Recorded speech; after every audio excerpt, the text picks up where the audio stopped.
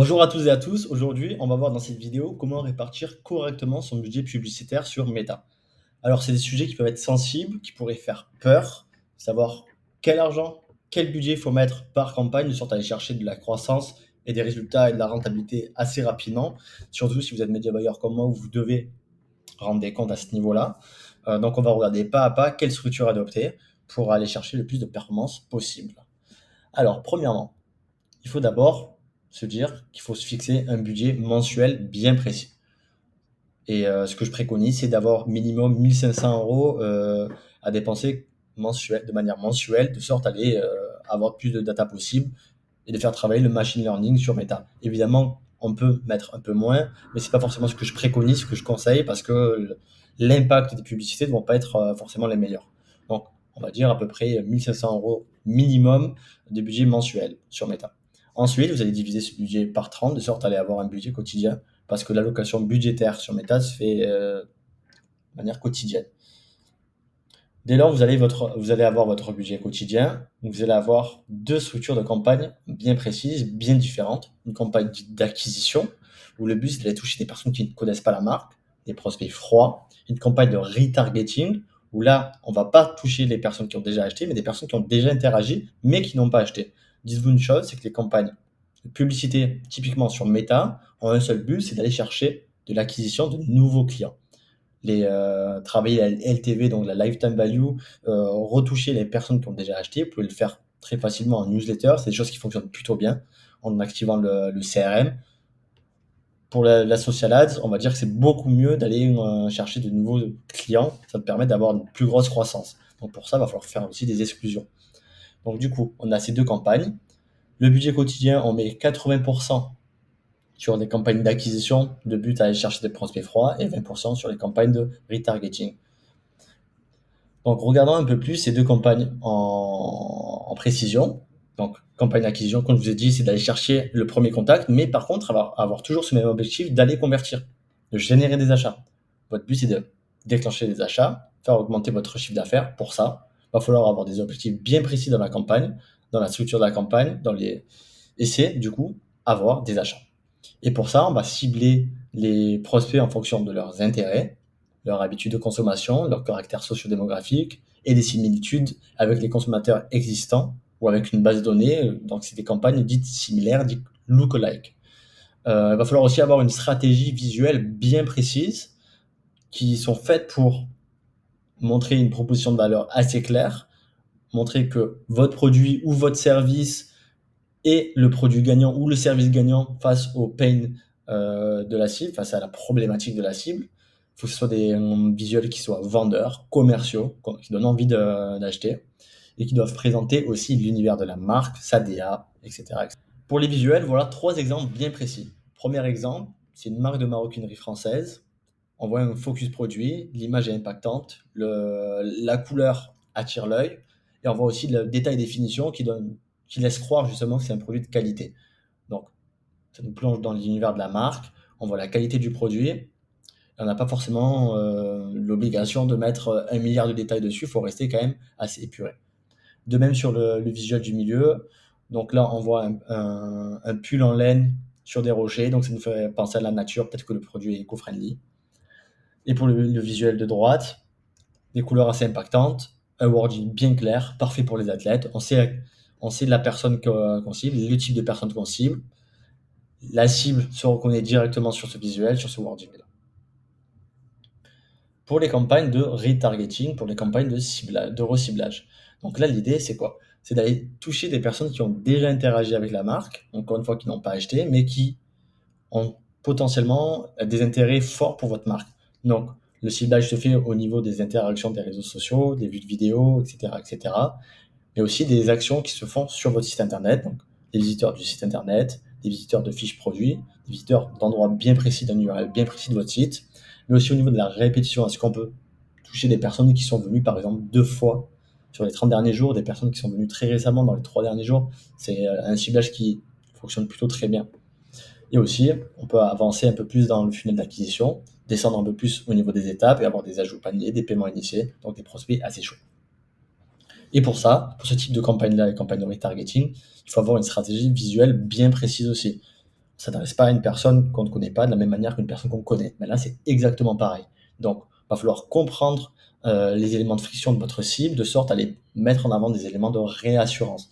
On veut réassurer et gommer tous les éléments de friction. Et pour ça, il faut mettre en avant des détails techniques de votre produit ou de votre service, des vidéos fondateurs ou behind the scenes, de sorte à ramener un peu d'humain à votre marque, mais aussi de la preuve sociale avec des avis, des systèmes de notation, TripAdvisor, etc., des UGC, des retours prescripteurs, c'est quelque chose qui fonctionne bien à la fois au niveau des professionnels, mais aussi au niveau des influenceurs, par exemple, et de la presse. Et ensuite, la qualité du service. Alors, que vous soyez un e-commerçant, évidemment, vous vendez des produits, mais vous vendez aussi un service. Et pour ça, il va falloir mettre en avant ces éléments-là, montrant que, en plus d'avoir le meilleur produit possible, vous avez un meilleur service après-vente possible, et vous comprenez évidemment, du coup, les personnes que vous ciblez et vos acheteurs. Et pour ça, il va falloir les mettre en avant avec des facilités de paiement, des délais de livraison, votre politique de retour, etc., etc. Et voilà, du coup, 3 exemples de visuels qui fonctionnent très bien. Premier visuel où là, du coup, on a des éléments plus techniques, plus intrinsèques. Du coup, c'est la même marque que la campagne d'acquisition avec le pull rose.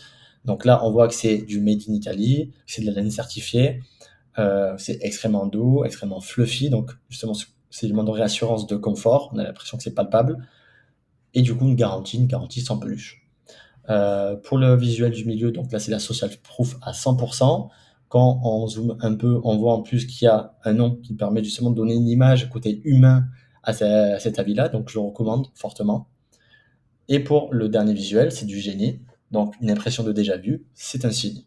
Donc la personne sait que ce visuel-là lui est adressé parce qu'elle connaît déjà la marque, elle a déjà vu, elle a déjà interagi, et du coup elle se refait cibler avec ce petit message-là, une impression de déjà vu, c'est un signe. C'est juste du génie et c'est un visuel pardon, qui fonctionne super bien.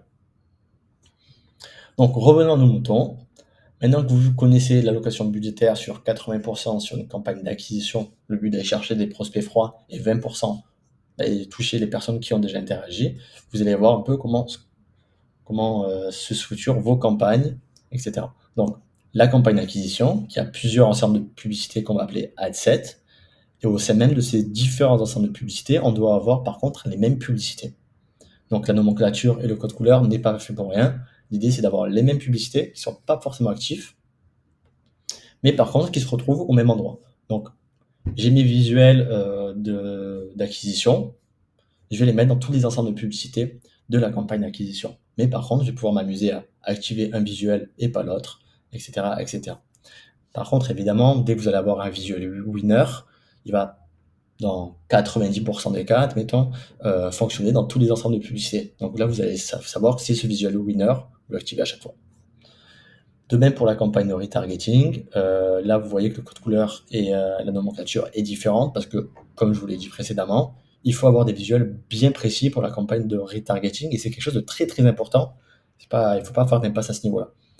Et là, de même, il faut avoir différents adsets, mais là, c'est pas un ciblage au niveau des intérêts, au niveau des caractères sociodémographiques, mais au niveau de l'audience, donc des interactions qu'elles ont eues, il faut en avoir plusieurs. Ce qu'il faut bien savoir aussi, c'est que on ne veut pas mettre tous ses œufs dans le même panier, donc il faut, à chaque fois, dans chacune des campagnes, avoir au moins 2 ensembles de publicités actives et avoir au moins 2 publicités actives.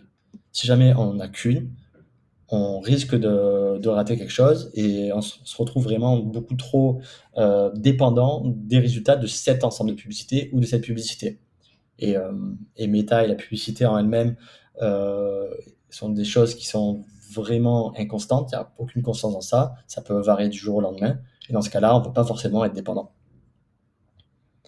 Ensuite, on va faire un petit exercice, exercice du jour. J'ai un budget mensuel de 6 000 euros. Ça peut paraître beaucoup pour les débutants, mais on va dire que c'est plus ou moins dans la moyenne, voire même la moyenne basse. Donc on a un budget mensuel de 6 000 euros qu'on divise par 30. Ça nous fait un budget quotidien de 200 euros. Le budget quotidien de 200 euros, on va mettre du coup 80% sur la campagne d'acquisition, 20% sur la campagne de retargeting. Par contre, on a deux possibilités. On a la possibilité d'allouer le budget au niveau des ensembles de publicité. Donc là, c'est une campagne dite ABO, Ad Set Budget Optimization. Donc, nous, de notre côté, la répartition se fait de manière manuelle. Donc on va pouvoir mettre 80% des 200 €, donc 160 € sur un intérêt, admettons, 80 € sur un broad, donc c'est un ensemble de publicités où on met pas d'intérêt, on met pas d'audience similaire, mais par contre on remplit le sexe, la localisation et l'âge. Et ensuite, des campagnes similaires. Donc, on va prendre une base de données, on va dire à Meta, OK, je veux une similitude, un degré de similitude de 1 à 3%, admettons. Donc là, c'est 1%. Et on va pouvoir mettre 30 €. Donc là, vous voyez que c'est pas divisé en trois de manière égale. On peut mettre 50 € par-ci, 80 € par-là. On peut supprimer la campagne similaire 1% si elle ne fonctionne pas et réallouer 30 € sur la campagne broad parce que, admettons, elle a le meilleur résultat. Donc voilà. Et par contre, toujours pareil, avoir au moins 2 ensembles de publicités et avoir au moins 2 publicités d'actives. Donc là, on a les 160 € qui sont répartis. Maintenant, allons mettre les 40 € restants pour faire les 200 €. Et là, pareil, de même. Donc on a un budget beaucoup plus restreint sur les campagnes de retargeting. Dans ce cas-là, on va pas faire tout l'inverse et diluer le budget sur plein d'ensembles de publicités, sur plusieurs audiences. Non. Donc on va essayer d'être un peu laser focus. On va essayer de concentrer sur 2 ensembles de publicités, 2 audiences. Donc on va mettre 15 € par-ci, 25 € par-là. On va voir un peu comment ça prend. On va jouer, on va aller tester des audiences différentes. Mais par contre, si vous vous amusez à mettre beaucoup trop d'ensembles de publicités, vous allez diluer le budget. Sur le court et le moyen terme, vous allez avoir beaucoup trop d'attentes, à mettre beaucoup trop de temps pour aller chercher des résultats vraiment purs. Donc c'est chose qu'on ne veut pas. On a une deuxième campagne, une campagne dite CBO, Campaign Budget Optimization, où là on va donner un peu plus les clés à l'algorithme. C'est chose que je ne recommande pas forcément, parce que les intérêts de Meta sont pas forcément exactement les mêmes que les vôtres ou ceux de votre client. Vous voulez aller chercher des résultats vraiment plus rapidement possible, Meta va mettre du budget sur la campagne qui aurait potentiellement la possibilité de le scale le plus rapidement, le plus fort possible. Pas le plus rapidement, mais le plus fort possible. Donc, ça va être plus du moyen ou du long terme plutôt que du court terme. Et surtout, il se peut que Meta ne soit pas forcément accordé avec vos objectifs de rentabilité, etc., etc. Donc là, on met 160 € et Meta va faire sa sauce et son bouillon. Il va dire, OK, je vais peut-être mettre 25% du budget là, 60% du budget là, et le restant sur le troisième ensemble de publicité. Et vous, de votre côté, vous n'avez pas forcément la main dessus. Vous avez la possibilité de l'aiguiller un peu, mais dans ce cas-là, partez directement sur une campagne DBO. Et donc là, de même.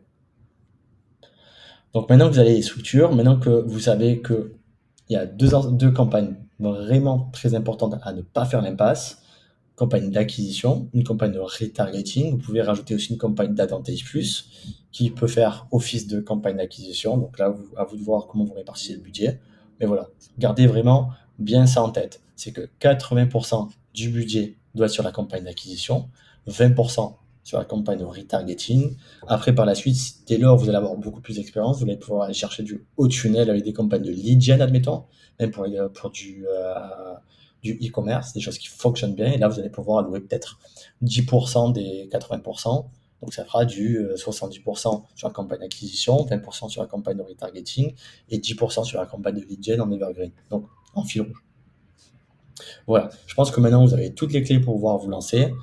J'ai accompagné une trentaine de marques et c'est des campagnes qui fonctionnent très, très bien. Voilà. Donc, maintenant, vous avez toutes les clés. Vous allez pouvoir vous lancer, mettre votre budget de manière intelligente, structurer correctement vos campagnes et avoir vraiment une idée de faut mes 80% sur ma campagne d'acquisition, 20% sur ma campagne de retargeting. S'il y a entre 0 et 5%, c'est pas bien grave. Mais l'idée, c'est ça, c'est de respecter cette structure parce que dès lors où vous allez mettre beaucoup trop de budget sur une campagne de retargeting, vous allez augmenter la répétition sur votre audience, vous allez commencer à la spammer. À partir d'un certain moment, toutes les personnes qui auraient dû convertir ont converti, et par contre les autres n'auront plus d'intérêt d'acheter, enfin ne montreront plus d'intérêt d'acheter, et on va les spammer, on va dépenser bêtement du budget. Donc voilà, aller chercher du prospect froid, faire en sorte de travailler aussi un peu l'awareness, tout en ayant cet objectif d'acquisition, de vente, et vous mettez les 20% sur du retargeting et vous faites travailler un peu la machine comme ça. J'espère que cette vidéo vous a été utile. Si vous avez la moindre question, n'hésitez pas à mettre en commentaire. Si vous avez aimé la vidéo, partagez-la, likez, abonnez-vous à ma chaîne, la chaîne qui traitera sur le sujet du media buying, de la publicité en elle-même. Si vous voulez être libre, et si le métier de média buyer vous intéresse, que vous souhaitez être libre géographiquement et financièrement, réservez un petit call avec moi sur mon Calendly et on discutera ensemble de quoi il s'agit. Allez, passez une bonne journée et bonne ads.